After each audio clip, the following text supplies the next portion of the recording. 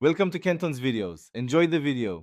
You begin by verifying your system and account so the install goes smoothly. Once done, decide between Microsoft 365 subscription or a one-time Office license because updates and cloud features differ. Sign into your Microsoft account and confirm payment details. This prevents interruptions during checkout. Make sure you have admin rights on the machine. Then open Office. Select the chosen plan and click Install. Start the download immediately so you can move to installation. You now install Excel by running the downloaded installer and following prompts. Select 64-bit if your system supports it for better performance with large files.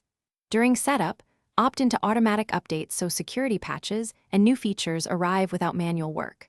Once installation finishes, launch Excel and sign in to activate your license.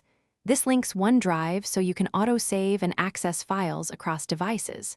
If you use add-ins, enable them here. They often require a restart to load properly.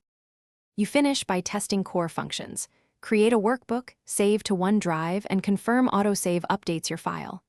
Then personalize Excel, install add-ins you rely on, set templates, and customize the ribbon to speed daily tasks. If something goes wrong, first sign out and sign back in, check your internet and payment status, and run the built-in Office repair tool.